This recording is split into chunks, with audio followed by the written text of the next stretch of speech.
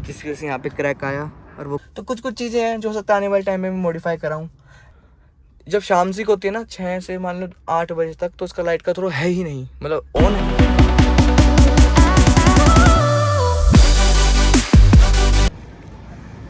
तो अभी हम आए हुए हैं लेज़र वैली की पार्किंग में कार का पूरा एक डिटेल रिव्यू बनाने के लिए। तो ये कार है टाटा टियागो, ये मैंने ली थी 18 दिसंबर को। तो जस्ट अभी आज है जैन पूरा हो चुका है, 31 जैन है, तो ऑलमोस्ट 1.5 मंथ्स हो चुके हैं। कार एग्जैक्टली चली है, मैं आपको दिखाता हूँ कितनी चल चुकी है कार।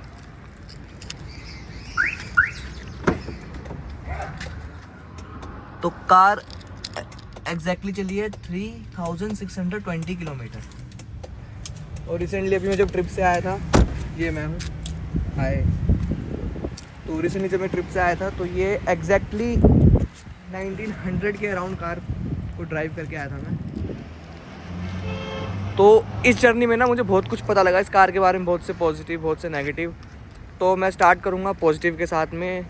तो one of the best thing about Tata is it build quality, जो इसका कंफर्ट है और जो कहते हैं ना स्टेबिलिटी। आप 110-100 के राउंड मैंने पूरे रास्ते क्रूज़ की है। जिस लेवल पे ये क्रूज़ हुई है, मतलब जो कॉन्फिडेंस आता है वो शायद ही हुंडई में और ना ही उसमें फ़ील होगा मारुति में। और मैंने महिंद्रा की भी कार चलाई है, टाटा की भी चलाई है। They are the best in compare to जब आप रोड पे चलाते हो कार। तो फर्स्ट पॉइंट इज़ दैट कि चलाने में बहुत स्मूथ है। हाँ, इसका एक ड्रॉबैक जो बताते हैं वो ये है, आपको हुड खोल के दिखाता हूँ मैं।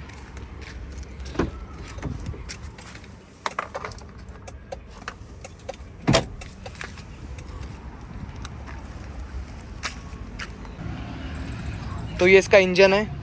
और जो ये कहते हैं ना कि इसका 3 सिलेंडर इंजन है, वहीं मारुति और हुंडई 4 सिलेंडर ऑफर करता है। बट जो ये रेंज है ना, जैसे इस रेंज में वैगनर भी महंगी आती है इससे। वैगनर भी नियर अबाउट 7.5 लाख की है और मुझे 7 लाख की पड़ी है। तो उस हिसाब से देखूंगा तो मैं वैगनर में 1000 सीसी का इंजन आता है, इसमें 1200 सीसी का इंजन है। तो कोई कंपैरिजन बनता ही नहीं है 1000 सीसी और 1200 सीसी में, भले ये 3 सिलेंडर हो। और वैगनर में भी 3 सिलेंडर ही आता है। तो अगर हम कंपेयर करते हैं इस कार को, वो करेंगे फिर हम i10 से। बट i10 में फिर जो रेंज है वो 8 से ऊपर चली जाती है। तो जिस प्राइस रेंज में ये आती है और जो ये ऑफ़र करते हैं, ये बहुत बेहतरीन पैकेज है अपने आप में। अब मैं बात करूँगा इसकी परफॉर्मेंस कैसी थी हाईवे पे। तो जब मैं गुड़गांव से निकला था तब नियर अबाउट CNG फिल करवाई थी मैंने। तो एक CNG हाईवे पे अराउंड 210 किलोमीटर के राउंड एक टैंक चला था, जो कि अब तक का इसका बेस्ट है, क्योंकि बड़ी स्मूथली लाइट पैर रख के चलाई थी मैंने, तो ऐसा कोई इशू आया नहीं था। तो 210 एक टैंक में चला था। अरे जितना इस कार का वेट है as compare to other car manufacturing offering this CNG, उसके हिसाब से इसने बहुत ही अच्छी माइलेज दी है। i20 हो गया, ओरा हो गया, वैगनर, ये अच्छी माइलेज दे देते हैं, पर उनका बॉडी वेट बहुत कम है। इसका इतना हैवी स्टील होने के बाद, इतना अच्छा वेट होने के बाद भी इसने 200 प्लस अगर CNG में निकाला है तो अच्छा है। और विद द टाइम, अब तो पहली सर्विस नहीं हुई है, बस चेकअप हुआ है, तो मुझे उम्मीद है कि 10,000 किलोमीटर के बाद ये और अच्छी माइलेज निकाल के देगी। और रही बात राजस्थान में जाने के बाद, तो CNG पंप थे नहीं, तो हमने पूरी पेट्रोल में ही चलाई है। तो 1900 किलोमीटर में 3 टैंक फुल हुए हैं। तो ऑल अराउंड एक टैंक में इसने 550 प्लस की रेंज दी है। तो MID पे तो ये दिखा रहा था 19.2 किलोमीटर पर लीटर, पर एक्चुअली में जब मैंने इसको कैलकुलेट किया टैंक टू टैंक रिफिल के साथ, वो कैलकुलेशन मैं आपको डाल दूंगा यहाँ पे, तो नियर अबाउट 16.9 के राउंड इसकी माइलेज शो हुई है। तो which is quite impressive as, क्योंकि बिल्कुल नई कार है, इंजन अभी तक खुला भी नहीं है। And one more positive about this car is the look. जो इसका लुक, अग्रेसिव जो लुक है जो इसका, वो एक्चुअली में ही बहुत बेहतरीन लुक है देखा जाए तो। इसका साइड व्यू हो गया, ये इसका बैक साइड है कार का। तो ऑल ओवर कार कॉम्पैक्ट और बड़ी क्यूट सी लगती है। और मैं कहता हूँ जिसके पास एक बड़ी कार है तो एक छोटी कार ऐसी होनी चाहिए जहाँ पे आप कहीं पे भी टेंशन फ्री होकर लेके जा सकते हो। क्योंकि दिल्ली NCR में इतना ट्रैफिक रहता है, तो वहाँ पे बड़ी कार हर बार चलाना इजी नहीं रहता। तो ये कार सही रहती है, अपना मार्केट वार्केट जाना हो, छोटी कार है, कहीं भी पार्किंग में लगा के चले जाओ। अब हम अंदर की बात करें तो मैंने ऑलमोस्ट 5 से 6 घंटे नॉन स्टॉप कार चलाई है। बीच में एक दो 3 मिनट के ब्रेक लिए हैं वॉशरूम या वगैरह पानी वानी पीने के लिए। और मैं कह सकता हूँ कि कार बहुत कंफर्टेबल है चलाने में। मेरे को बिल्कुल भी बैक पेन या फिर चलाते वैसे वीकनेस या रेस्टलेस नहीं फील हुआ कहीं पे भी। तो कार बहुत इस मामले में कंफर्टेबल है।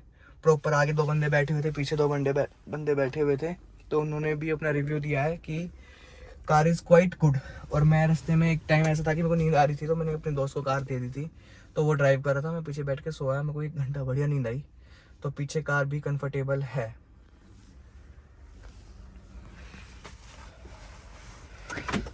तो ये इसका MID है। MID भी अच्छा लगता है, देखें डिजिटल MID है इसमें। ऊपर ये CNG ऑफर करता है। CNG गॉज दिखाता है कितनी CNG है। नीचे ये पेट्रोल दिखाता है, पेट्रोल तो बिल्कुल ही ख़त्म है मेरा। ये अपना स्टीरियो हो गया, बेसिक स्टीरियो है, सब कुछ मिल जाएगा। जैसे कि इसमें ब्लूटूथ वगैरह कनेक्ट करना हो, मेरा फ़ोन कनेक्ट हो गया। अब यहाँ से मैं फ़ोन भी कर सकता हूँ किसी को चाहूँ तो। चलती कार में ये ईजी रहता है। मुझे टच स्क्रीन से ज़्यादा पसंद ये आता है। अगर क्रूज़ यहाँ पे कंट्रोल ना हो, स्टीयरिंग कंट्रोल ना हो, तो उससे अच्छा फिर ये है, क्योंकि आपको ना देखना नहीं पड़ता इधर उधर, या टच स्क्रीन में तब नहीं देखना पड़ता। आप ऐसे कर सकते हो। It's quite easy to use as compare to touch screen, अगर इन केस आपके पास स्टीयरिंग कंट्रोल नहीं है।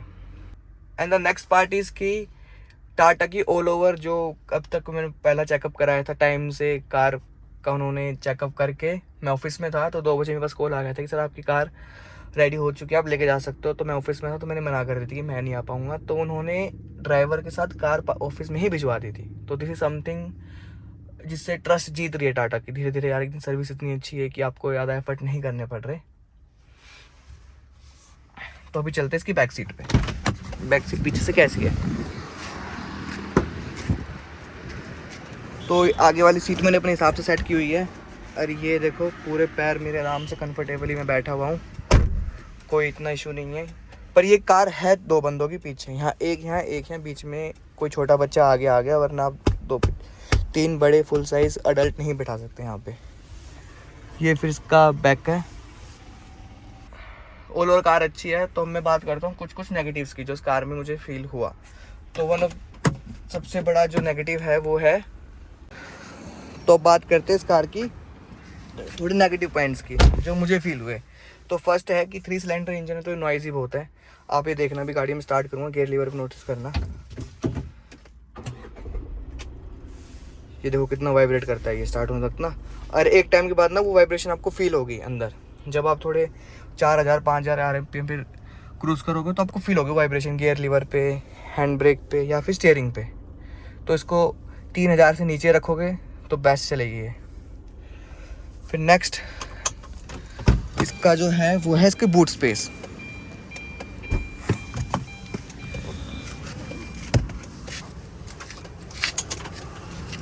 तो इसकी बूट स्पेस दिखाता हूँ मैं।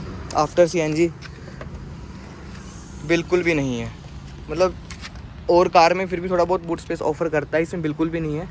इसका जो बूट स्पेस है उसको अगर आपको यूज़ करना है या फिर ये स्टेफनी बाहर निकालनी है तो आपको ये गिराना पड़ेगा आगे से ऐसे, फिर आप उसको एक्सेस कर सकते हो।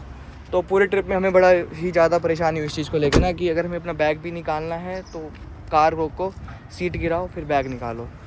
तो ये कुछ है साइड इफ़ेक्ट जो मुझे फ़ील हुए हैं। ऐसा टेक्निकल में बातें नहीं कर रहा, बस एक नॉर्मल यूज़ करने वाले बंदा क्या फ़ील कर सकता है, मैं उसी चीज़ को शेयर करूँगा। ऑल ओवर कार एक गुड पैकेज है जिस प्राइस रेंज में ये आती है, बट कुछ चीज़ें टाटा इंप्रूव कर सकता है इस कार में। जैसे कि बूट स्पेस मैंने कहा था कि CNG को थोड़ा डाउन कर दे टैंक को, तो एक अच्छा खासा वैगनर की तरह एक बूट स्पेस बन सकता है।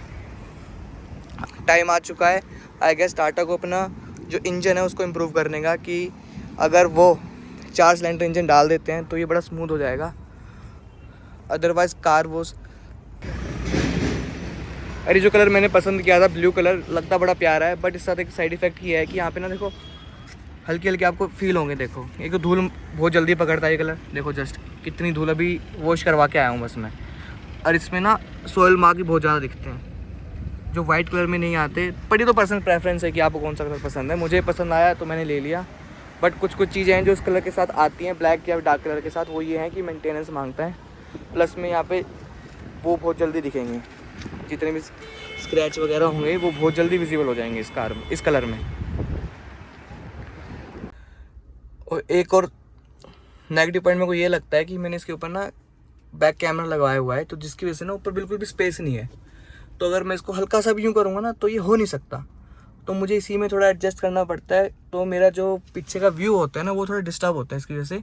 अगर हल्का सा भी स्पेस होता है यहाँ पे तो ये बड़ा इजीली मैं इसको एडजस्ट कर सकता अपने हिसाब से। अदरवाइज़ कार बहुत अच्छी है। कुछ कुछ चीज़ें जो मुझे पर्सनली फील होती है कि कार में होनी चाहिए, वो होनी चाहिए एडजस्टेबल मिरर, क्योंकि मैं अकेला ही कार चलाता हूँ, कोई मेरे साथ मोस्टली कोई बैठता नहीं है। तो कई बार ऐसा होता है कि मुझे वाला मिरर खोलना है या फिर एडजस्ट करना है, तो मुझे बड़ी ही वो करना पड़ता है कि जैसे यहाँ पे गया मैं एडजस्ट किया, फिर चेक किया, या फिर चलती कार में देखा कि सुबह कार साफ़ करने वाले भैया आए, वो गेट बंद कर गए या फिर मिरर बंद कर गए, तो उतर के फिर मैं वो मिरर खोलना पड़ता है। तो कुछ कुछ चीज़ें हैं जो हो सकता है आने वाले टाइम में मैं मॉडिफाई कराऊँ। एंड एक चीज़ है जो मुझे बड़ी फील हुई रात को कार चलाते हुए, उसकी लाइट का थ्रो। जब शाम को होती है ना 6 से मान लो 8 बजे तक, तो उसका लाइट का थ्रो है ही नहीं, मतलब ऑन है तो पता ही नहीं चलेगा कि गाड़ी ऑन है। उसके लिए फिर इसका थ्रो आता है जब प्रॉपर अंधेरा होता है तब थ्रो आता है, वो भी इतना अच्छा नहीं आता। तो मोस्ट प्रोबेबली आने वाले टाइम में जैसे ट्रिप मैं करता रहूँगा, दो मेरे माइंड में है जो मैं चीज़ कराना चाहता हूँ। एक तो इसको ऑटोमेटिक करवाऊँगा दोनों को, और एक हेडलाइट को अपग्रेड कराऊँगा। रखूँगा हेलोजन में ही, पर उसको सेटअप है वो थोड़ा हायर एंड पे जाऊँगा, क्योंकि इसमें बड़ा बेसिक दिया हुआ है, जो कि आजकल इतनी एलईडीज़ आ रही हैं, आँखों में लाइट लगती हैं, विजिबिलिटी बिल्कुल ही चली जाती है। तो विद द टाइम मैं इसको अपग्रेड करवाने वाला हूँ। उसका भी मैं पूरा शेयर करूँगा, कहाँ से करवाया है, कब कितने में करवाया है आने वाले टाइम में। अभी ऐसा कोई प्लान नहीं है मेरा अब तक तो। और एक ट्रिप में एक हादसा हुआ था कार के साथ, वो मैं आपको दिखाता हूँ। तो एक पत्थर उड़ के आया था, जिसकी वजह से यहाँ पे क्रैक आया, और वो क्रैक आगे बढ़ के यहाँ तक जा चुका है। तो आने वाले संडे को मैं कार को सर्विस दे के आने वाला हूँ, पूरा शीशा चेंज होगा। लगे हाथ फिर मैं सोच रहा हूँ ये जो डेंट लगा था स्टार्टिंग में ये दिख रहा है, इसको भी ठीक करवा ही लेता हूँ। जब क्लेम टूट ही रहा है, इंश्योरेंस पे जा ही रही है कार, तो प्रॉपर इसको करा ही लेते हैं ठीक। तो विद दिस ये था मेरा ownership review of Tata Tiago CNG after near about 3500 kilometre और 1900 किलोमीटर ट्रिप के बाद। होप आप सबको अच्छा लगा हो। Do comment, like, share and subscribe to my channel for such amazing videos. Thank you so much. शब्बा खैर, बाय।